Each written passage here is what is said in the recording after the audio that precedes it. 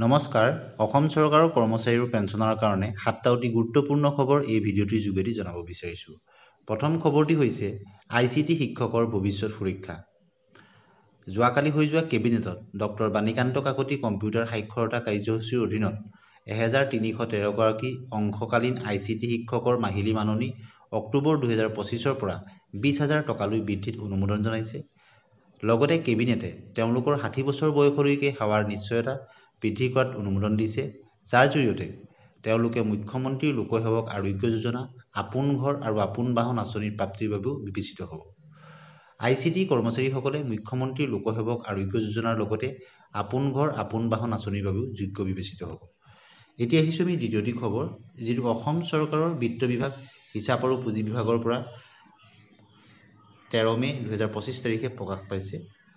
আৰু এই জাননীৰ অধীনত অসম চৰকাৰৰ অধীনত কৰ্মৰত কৰ্মচাৰী যিসকল মূলতঃ এটা স্থানত নিযুক্ত কৰা হৈছে আৰু তেওঁলোকক সেৱাসমূহ বিভিন্ন কাৰ্যালয়ত সংলগ্ন কৰা হৈছে, সেইসকলৰ গৃহ ভাত্তা অৰ্থাৎ HRA আৰু চহৰৰ ক্ষতিপূৰণ ভাত্তা CCA আদি প্ৰদানৰ ক্ষেত্ৰত গ্ৰহণযোগ্য হাৰৰ সন্দৰ্ভত বিভিন্ন বিভাগৰ পৰা প্ৰস্তাৱ তেওঁলোকে লাভ কৰাৰ পৰিপ্ৰেক্ষিতত এটা সিদ্ধান্ত গ্ৰহণ কৰা হৈছে যে এনেধৰণৰ কৰ্মচাৰীসকলৰ HRA বা CCA তেওঁলোকৰ মূল যি কাৰ্যালয় য'ত তেওঁলোকৰ নিযুক্তি হৈছিল তাৰ অনুপাতেহে প্ৰদান কৰা হ'ব।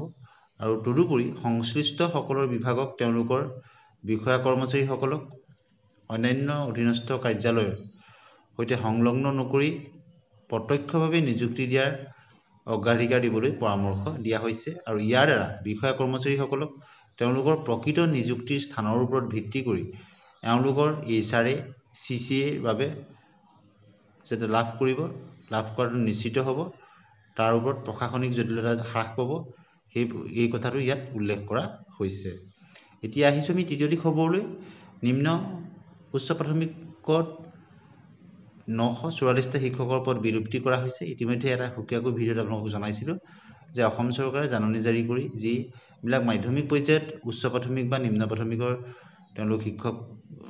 তেওঁলোক আমালগিমেটেড হৈ গ'ল, তেওঁলোকৰ ইণ্টাৰমিডিয়েট পোষ্টসমূহ বিলুপ্ত কৰিছে আৰু সমপৰ্যায়ৰ পোষ্ট মডেল টি স্কুলৰ কাৰণে প্ৰস্তুত কৰিছে স্নাতক শিক্ষক আৰু প্ৰধান শিক্ষকৰ কাৰণে। এতিয়া আহিছোঁ অন্য এটা খবৰলৈ। 15 আগষ্টৰ পৰা কাৰ্যকৰী হ'ব 10খন সমজিলা সদৰ স্থান ঘোষণা। অহা 15 আগষ্টৰ পৰা ঘোষণা কৰা হৈছে, য'ত সমজিলা আৰু সদৰ স্থানৰ কথা কোৱা হৈছে বকো, ছয়গাঁও আৰু পলাশবাৰী। বকো সমজিলাৰ সদৰ হ'ব বকো আৰু পলাশবাৰী সমজিলাৰ সদৰ হ'ব মিৰ্জা। আনহাতে শোণিতপুৰ জিলাৰ সমজিলা হৈছে ৰঙাপাৰা আৰু বৰচলা। ৰঙাপাৰাৰ সমজিলাৰ হ'ব ৰঙাপাৰা আৰু বৰচলা সমজিলাৰ হ'ব ঠেলামৰা। ঠিক একেদৰে যোৰহাট জিলাৰ সমজিলা হৈছে মৰিয়নি আৰু টিয়ক। মৰিয়নিৰ সমজিলাৰ সদৰ হ'ব শুকানজনীয়া অৰ্থাৎ টিয়ক আৰু বলমা পথত থকা। আৰু টিয়কৰ সমজিলাৰ সদৰ হ'ব অস্থায়ীভাৱে কেন্দুগুৰি। অৱশ্যে পাছত টিয়কৰ সমজিলা স্থায়ী হ'বগৈ সৰবাইবন্ধা গাঁৱত অৰ্থাৎ যোৰহাট বাইপাছত থকা। তিনিচুকীয়া জিলাৰ সমজিলা হৈছে মাকুম আৰু ডিগবৈ। মাকুমৰ সমজিলা সদৰ হ'ব মাকুম আৰু ডিগবৈ সমজিলাৰ সদৰ হ'ব পাণবাৰী ৰোড। কাছাৰ একেদৰে গোৱালপাৰা জিলাৰ সমজিলা হৈছে দুধনৈ। দুধনৈ সমজিলাৰ সদৰ হৈছে দুধনৈ। প্ৰতিনিধানযোগ্য যে ৰাজ্যৰ বিকাশৰ গতি ক্ষিপ্ৰ কৰাৰ বাবে মুখ্যমন্ত্ৰী ডক্টৰ হিমন্ত বিশ্ব শৰ্মাৰ নেতৃত্বাধীন ৰাজ্য চৰকাৰখনে সমজিলা গঠন কৰিছিল। এতিয়া আহিছোঁ অন্য এটা খবৰলৈ। মাষ্টাৰ ৰোলৰ কৰ্মচাৰীলৈ ঘৰ ভাড়া ভাত্তা। কেবিনেটে 13,822 গৰাকী মাষ্টাৰ ৰোল, সাময়িক আৰু ফিক্স পে কৰ্মচাৰীসকলক গ্ৰহণযোগ্য ঘৰ ভাড়া ভাত্তা 50% প্ৰদান কৰাৰ প্ৰস্তাৱত অনুমোদন জনাইছে। গতিকে তেওঁলোকৰ দীৰ্ঘদিনীয়া দাবী পূৰণ হৈছে। লগতে কেবিনেটে 2025-26 বৰ্ষৰ বাবে আপোন বাহন আঁচনিৰ কভাৰেজ সম্প্ৰসাৰণত অনুমোদন জনাইছে আৰু 60 বছৰ বয়সলৈকে অধিসূচিত সেৱা থকা ৰাজ্যিক ৰাজহুৱা খণ্ডৰ প্ৰতিষ্ঠানৰ নিয়মীয়া কৰ্মচাৰী আৰু ৰাজ্য চৰকাৰৰ সংস্থাসমূহৰ ঠিকাভিত্তিক কৰ্মচাৰীসকলে এই আঁচনিৰ লাভ কৰিব পাৰিব। লগতে কেবিনেটে আপোন ঘৰৰ লাভালাভ সম্প্ৰসাৰণ কৰিছে। 60 বছৰ বয়সলৈকে অধিসূচিত সেৱা থকা ৰাজ্যিক ৰাজহুৱা খণ্ডৰ প্ৰতিষ্ঠানৰ নিয়মীয়া কৰ্মচাৰী আৰু ৰাজ্য চৰকাৰৰ সংস্থাসমূহৰ ঠিকাভিত্তিক কৰ্মচাৰীসকলক আপোন ঘৰ আঁচনিৰ 30 লাখ টকালৈকে ঋণৰ সীমা সম্প্ৰসাৰণত অনুমোদন জনাইছে।